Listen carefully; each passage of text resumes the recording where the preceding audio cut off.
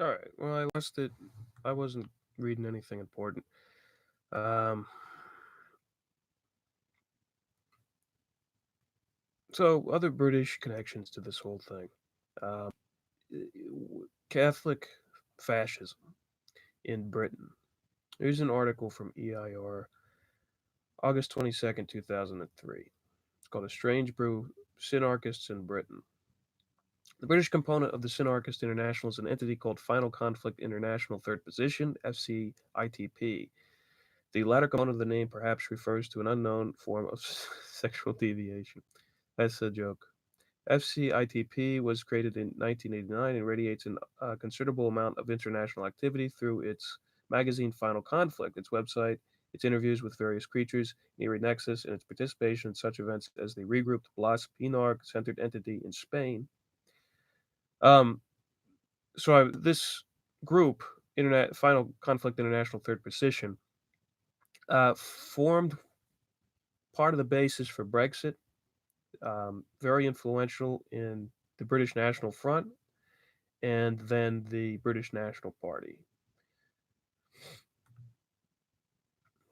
In fact, Nicholas John Griffin, who was one of the formulators of this group, I think headed up the BNP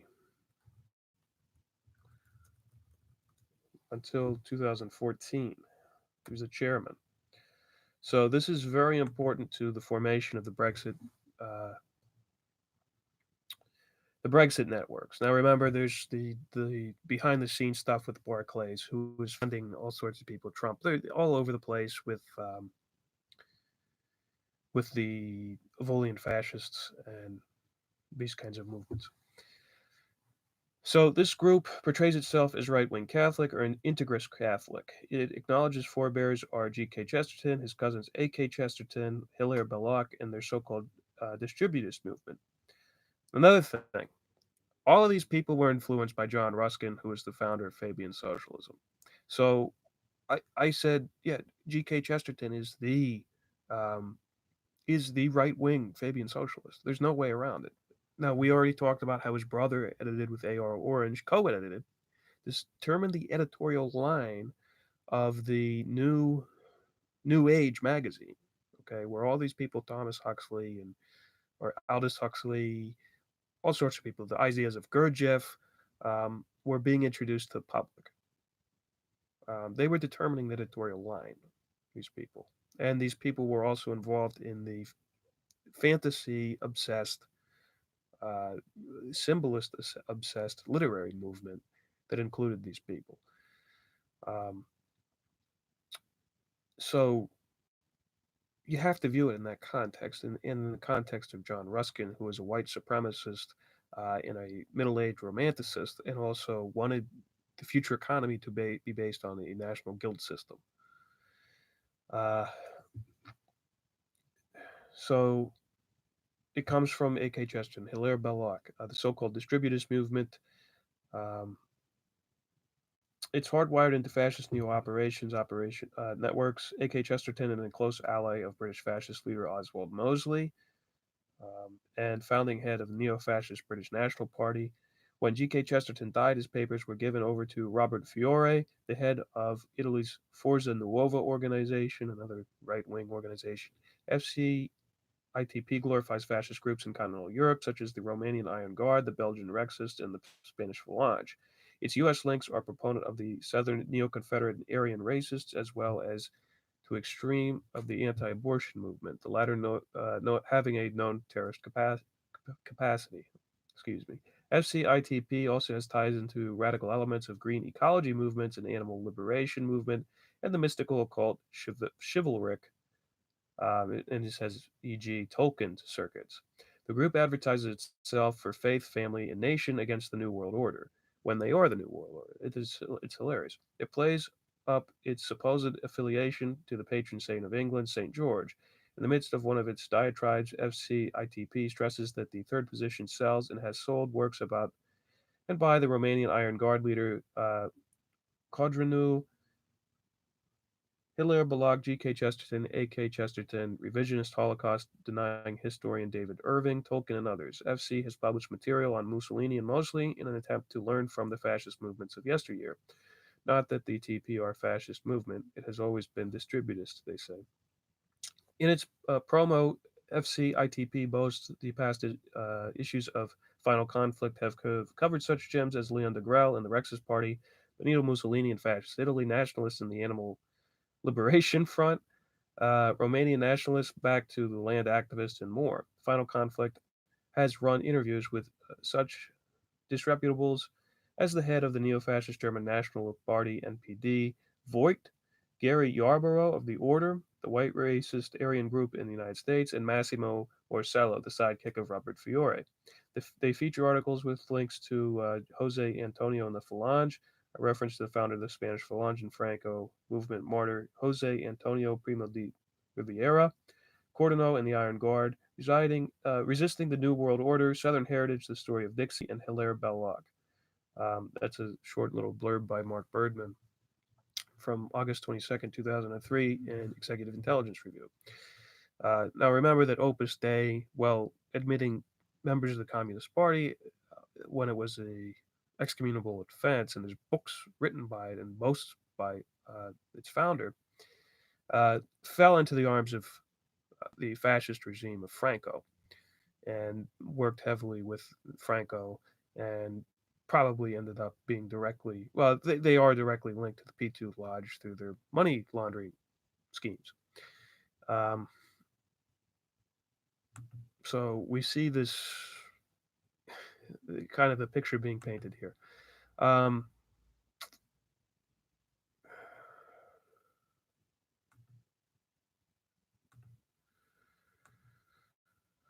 there's an article in Medium called Steve Bannon's Church and the Construction of a European Right. There's tons of articles out there talking about Steve Bannon's coup against the Pope. Okay. Um, this is a mainstream thing. So if anybody says, you're crazy, there's no coup, everybody's talking about it. I don't think that this article really says a lot. Anti China, anti blah, blah, blah.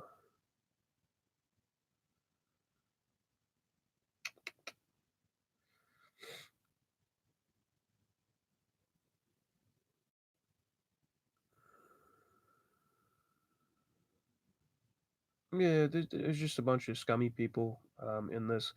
The Dignitatis Humanae Institute was founded by Benjamin Harnwell in 2008, while Harnwell was the chief of staff of conservative British MEP Niraj Deva and was launched under the auspices of the then European Parliament Speaker President Hans Gert Perdering.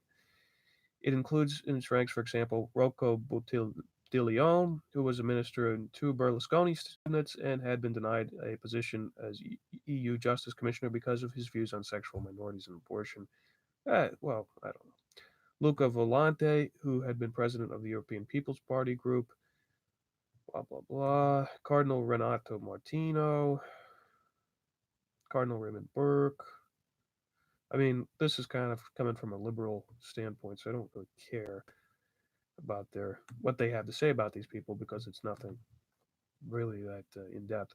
Just as remarkable as the presence of these European conservative elite and the Catholic aristocracy is the presence of the European nobility. For example, Lord Nicholas Windsor, first cousin of Queen Elizabeth II and convert to Catholicism, is present.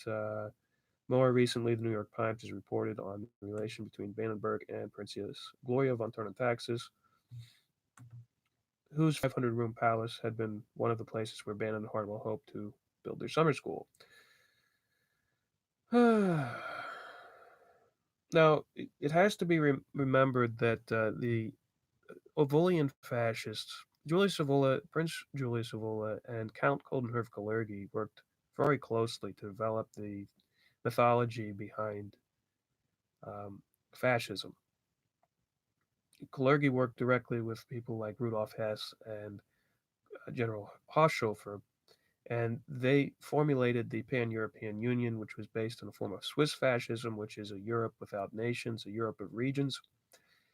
And then Otto von Habsburg and today's Christian de Anlau, who I believe is probably Opus Dei, um, Catholicized it But especially in the French, you have obvious links back to Fabian distributor circles, where somebody like Paul Wells, who ran Figaro magazine, was part of the Congress for Cultural Freedom. So, and I think Kristen D'Angelo admitted that the this project was also helped by the CIA, the Pan European Union. So there's just another window peek into that. Um, let's go into. So there's an aspect of. I think this is the wrong article. British Freemasonry, just how it works within the royal family. Um, let's see what this article is. Because I mean, obviously, we've proved our point. There's a Freemason in charge of the charge against Pope Francis. Here's one of the other things is that the uh, royalty were already installed, or the royalty already installed Pope Francis. That's what you have to understand. This is just a sham to destroy the church more than they already had accomplished.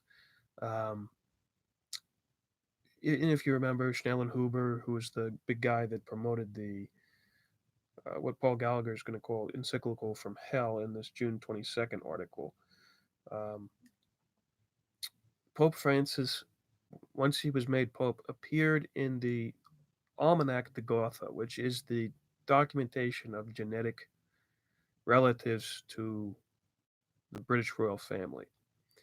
They wiped this, but I have the original photos. I might have a download as well of the page. But he appeared in the Almanac de Gotha, and they started working immediately with Pope Francis to create this eco fascist Mother Earth worship within the church. So here's an article called Encyclical from Hell. We'll read this first, just in case you don't understand. Anyone who reads the encyclical written by the Commander of the Order of British Empire, John Schnellenhuber, for issuance by Pope Francis cannot escape its call for the destruction of mankind, the sinful and violent race, and for the mere soil of Creator Mother Earth. Pope Francis presumably does not want to wipe out most of the human race, but the British royal family does, publicly so, and the Pope has capitulated the leading satanic forces on Earth. The encyclical Laudato Si is a horrible corruption of the Catholic Church and Christianity. It is also an assault against science, technological progress, and the idea of the beginning beings as co-creators with the Creator. The fact that the Pope of 1.2 billion Catholics, the Vatican, which has blocked international climate conferences from issuing the British Royals' Malthusian global edicts, has been roped into issuing and promoting Laudato Si, represents a threat to human civilization of the most serious nature. The controlling author of the encyclical was Hans Joachim Jan Schnellenhuber of Oxford, who states that the maximum number of human beings which can be sustained by Mother Earth is less than 1 billion. He's momentarily and violently trying to deny these statements, but they were made at international climate conferences and reported in major press. The British royals and their other leading anti science agents, such as Martin Palmer and Sir David Attenborough, shamelessly state that the human race is pollution of Mother Earth. Its growth is the root of all evils and problems, according to Sir David, and should be leveled by any means necessary to less than 1 billion in number. Laudato Si author Schnellenhuber has been a personal agent deployed by and with Queen Elizabeth and Prince Charles since 2004 to demand the major governments agree to decarbonize and scrap modern industry.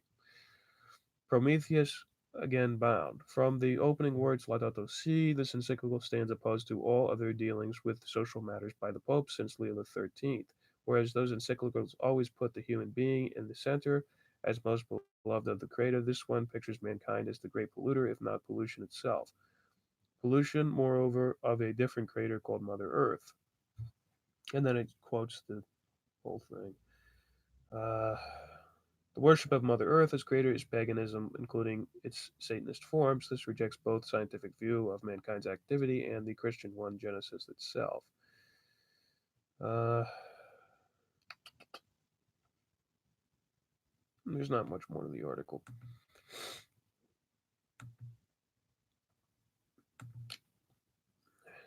But there were other people, including the Vatican Sociology Department, that started promoting um, transgenderism and things like that, or maybe we'll eventually get on there that are all from royal institutes and stuff like that that were founded as soon as this guy started coming in. You just got a rush of British officials uh, come in and take over the scientific side of the Vatican. Uh, but here's an article by Scott Thompson called "The Royal Family and the Freemasons," published in 1989 in EIR, February 10th.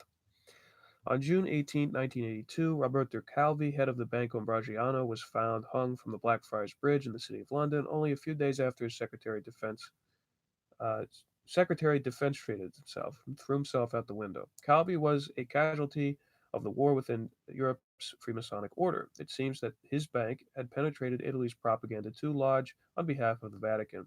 As EIR was first to document, the ritualistic murder of Calvi was carried out by the Blackfriars Masonic Lodge of Edinburgh, Scotland, working in collaboration with the P2 Lodge members and British Masonic networks traditionally run by the royal family.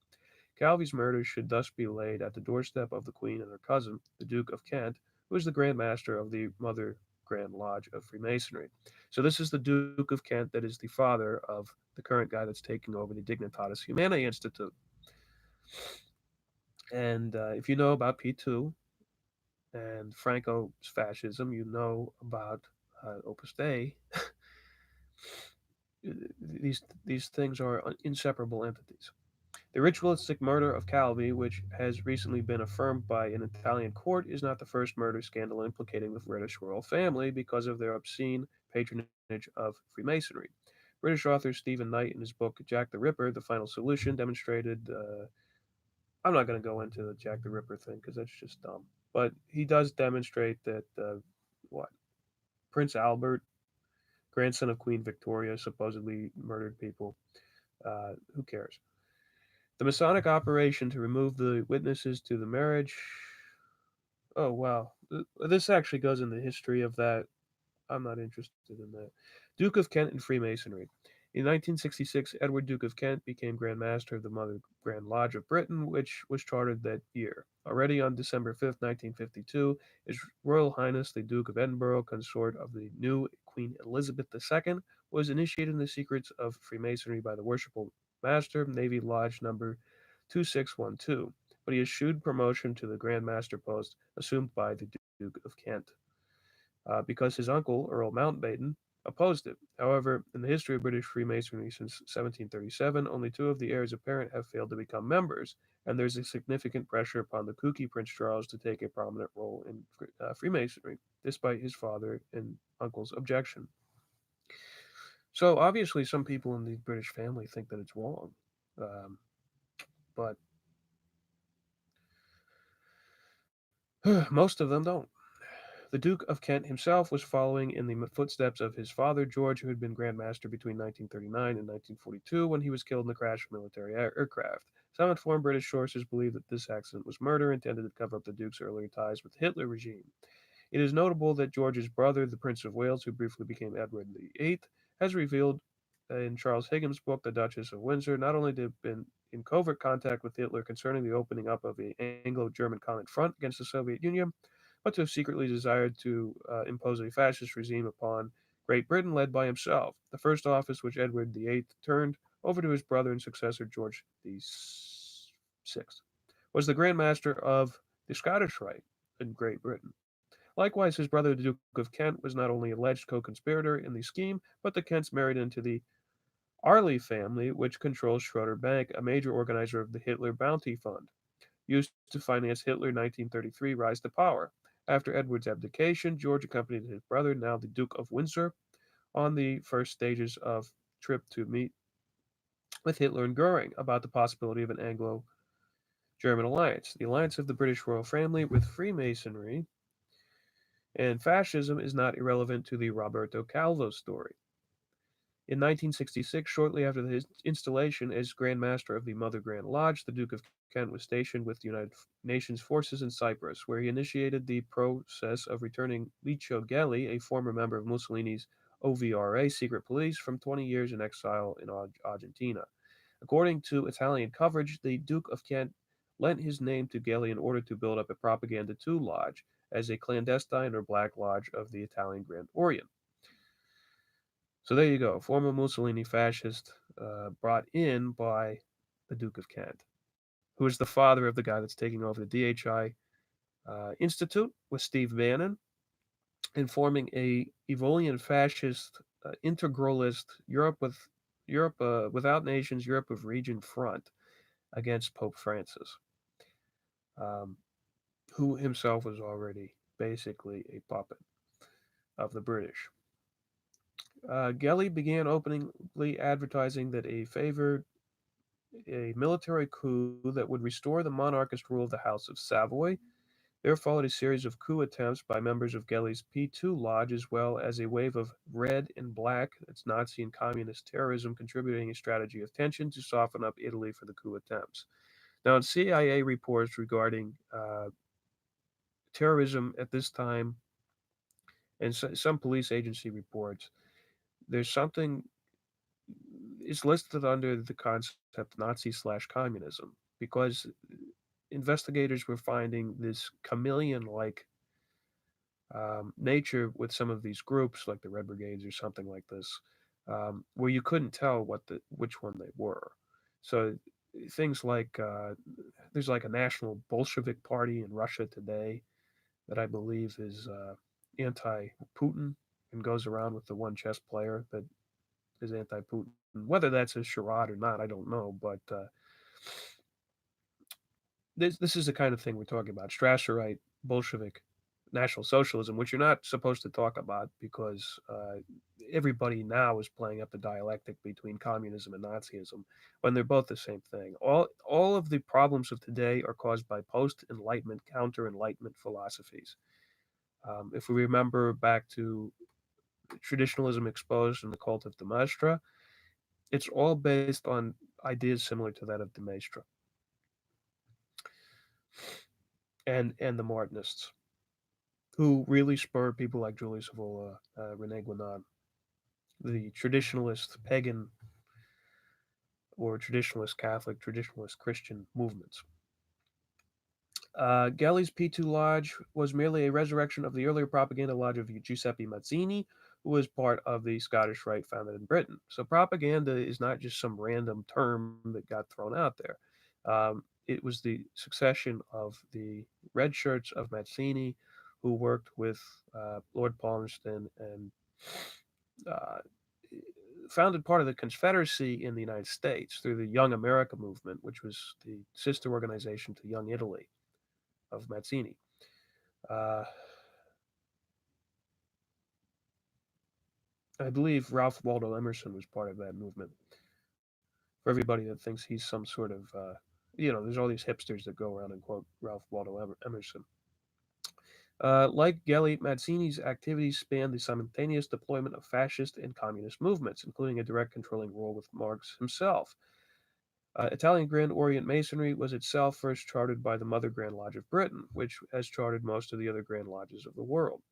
The Mother Grand Lodge, headed today by Edward, Duke of Kent, would be correctly viewed as the 1717 consolidation of earlier work of Elias Ashmole, who during the 17th century, working out of Oxford Museum, welded together a syncretism of satanic religions, the Isis, Osiris, Horus, blood and soil cult of Egypt, that were the basis of speculative Freemasonry. Ashmole's transformation of operative masonry into a satanic speculative direction was merely part of the general assault upon Elizabethan Renaissance that was being carried out by the Hellfire Clubs at that time. Not only did Edward, Duke of Kent, play a seminal role in the 1960s in founding of Gelli's P2 Lodge, but the recreation of the Italian Grand Orient had been an operation of British Special Operations Executive immediately after World War II. Now remember somebody like Lord Conrad Black, who runs the Catholic Herald, very influential guy, uh, ran the Zionist media cartel called Hollinger Incorporated, which literally ran the Jerusalem Post. and helped Ariel Sharon come to power and take over the left wing Israelis. And there's people in Israel that are suffering because of this. So don't make this out to be some sort of anti-Israel podcast. We may be, or we may not be, but um, just remember that when you're dealing with these things, it's all using the same kinds of networks.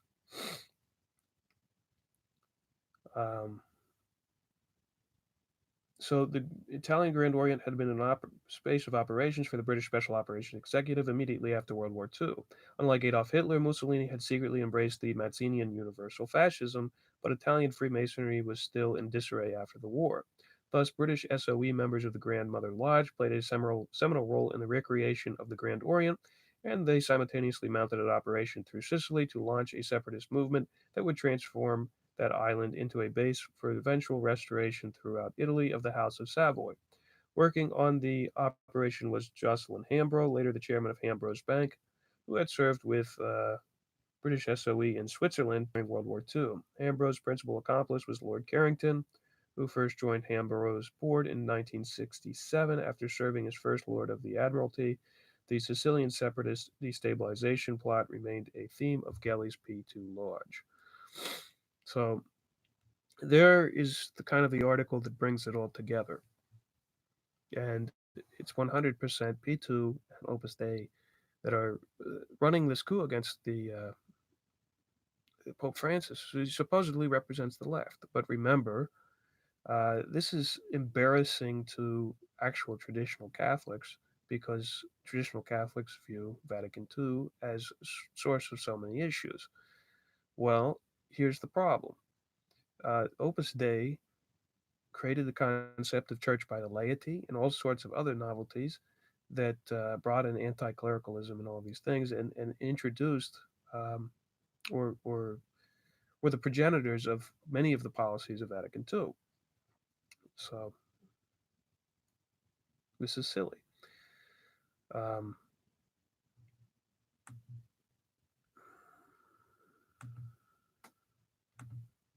let's see if I have another fun article.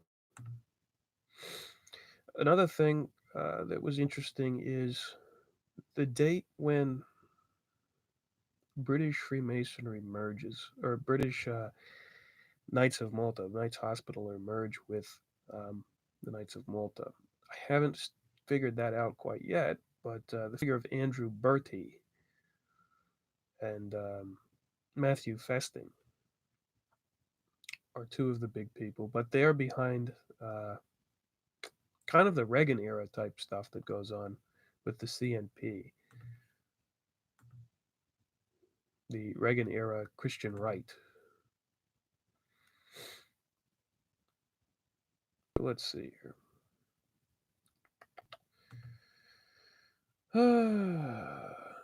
Finance, I think it's this one.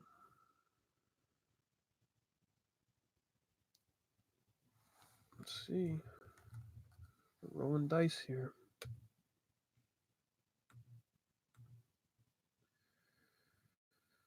Oh boy.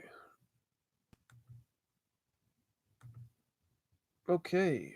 This is called Knights of Malta Launch a Crusade in America. It's the same kind of thing that the Catholic Herald's doing today, by Scott Thompson on February 17th, 1989. Um, this is the first British Knights of Malta guy, Knights of Malta Grand Master that we're going to be talking about. And since then, I think they've been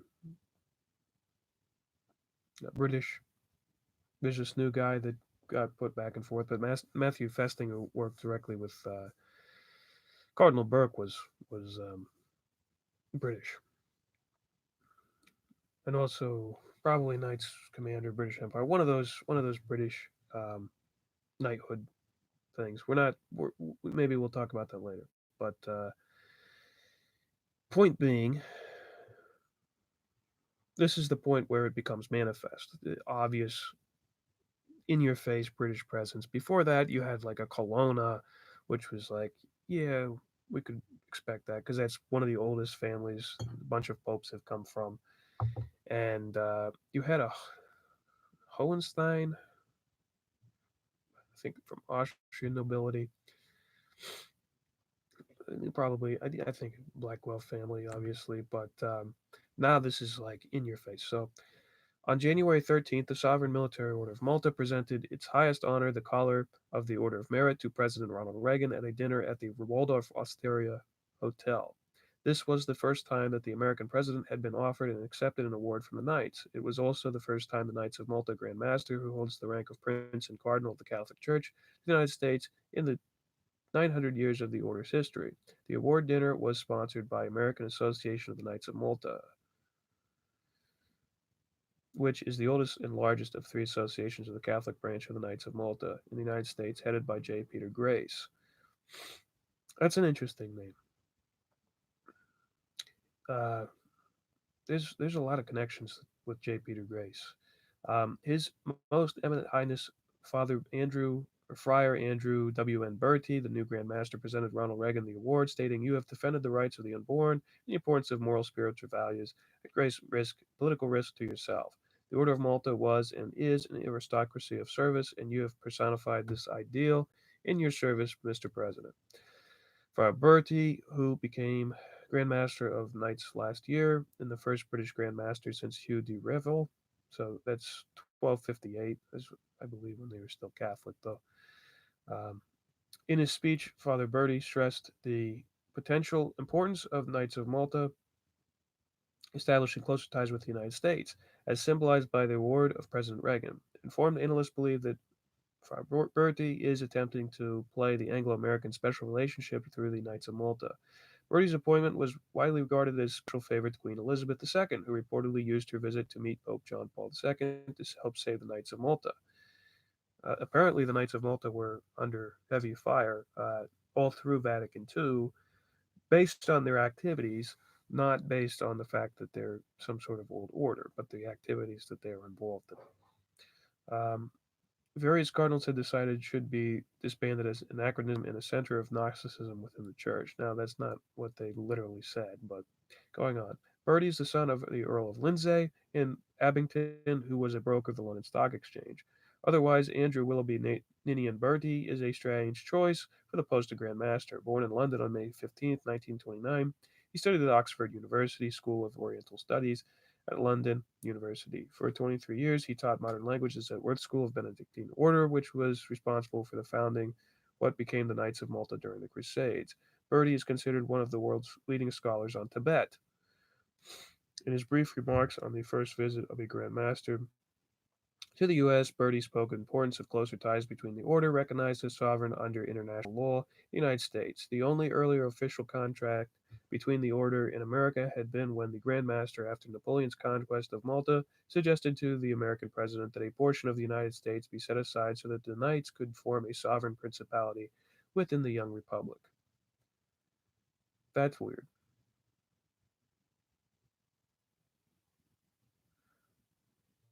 Had been when the Grand Master, after Napoleon's conquest of Malta, suggested to the American president. Wow. Okay. Rejected in the United States, the Knights of Malta found refuge in Russia under the insane Tsar Paul I, who adopted the title of Grand Master and affiliated himself with the Knights of the Russian Orthodox Church. Since the Bolshevik Revolution, the Knights has maintained a special office to keep tabs on the Knights in Russia, at least one faction of whom have remained a back channel with Soviet intelligence seeking to have Jerusalem made into an international city under the auspices of the Knights of Malta. There's more. The real story of Irangate. President Reagan stressed in his speech to the Knights that the private charities should become the principal means to supplant the welfare state. Reagan was apparently unaware that the hospice movement advocates that those with terminal illnesses or more with will than a wallet are permitted to die with dignity, while being stupefied by painkillers. But there's another story underlying the Knights of Malta version of charity. Under the cover of establishing hospitals for the poor, the Knights of Malta have become, according to the U.S. intelligence sources, among the biggest arms traffickers in the world. Um, hospice movement. So in Brazil, which is heavily influenced by TFP, Tradition Family Property, which is run by the Paganzas, um, and a Gnostic cult leader, Plinio de Oliveira. Um, the Horvats, who were part of this, they run now in Los Angeles, Tradition in Action, major part of Catholic right, traditionalist right. The Horvats arranged were the liaisons between TFP and the CIA under Reagan to arrange funding for certain operations down there that involved drug trafficking. Um, the Horvats did not directly arrange the drug trafficking, but TFP was involved heavily in drug trafficking in Colombia, um, protecting traffickers in Brazil through the tradition family, the property aspect of tradition family property. Were kicked out of Venezuela for narco terrorist ties, attempt to assassinate the Pope, all these things. Um, my point there is in Brazil now, which they have been a major part in the rise of, along with Olavo de Carvalho, who's the personal advisor to Jair Bolsonaro in Brazil, the president who is basically a fascist, drain the swamp type Trump character. Uh, they're trying to encourage contraception and forced sterilization.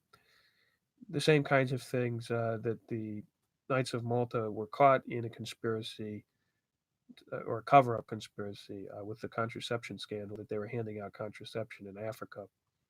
Um, so, yeah, these people are complete phonies whenever they talk about how they stand up for the rights of life and or pro population expansion, pro family. They're not. Uh, Exemplary is the hospital maintained by the Knights of Malta under Prince Lobkowitz in Syria-occupied Bekaa Valley of Lebanon. Here's the thing about Prince Lobkowitz is he's the influence, I think, on E. Michael Jones for why E. Michael Jones believes in solidarism, and also with all the Catholic operations in um, Latin America, biggest supporter of the solidarist uh, economics, which ties into the whole fascist um, integralist movements in Latin America. Uh, so, Prince Lobkowitz in Syria occupied Bekaa Valley of Lebanon, the major breeding ground for international terrorism. If I didn't make it clear, Prince Lobkowitz was a teacher at Notre Dame as well, and most likely introduced solidarism to Notre Dame, where Michael Jones was. The only other place generally in the United States is Christendom College, where E. Michael Jones himself believes is a CIA front. So, going on, the Knights are known to provide services to terrorists who fund their activities partly by having turned the Bekaa Valley into a major narcotics spot. When the Iran Contra scandal broke, U.S. intelligence sources informed EIR that finally the real story of the Knights of Malta might break through. Iran Special Prosecutor Lawrence Walsh was allegedly investigating them. Among those members of the Knights of Malta who had a role in the Iran Gate were Director of Intelligence William Casey,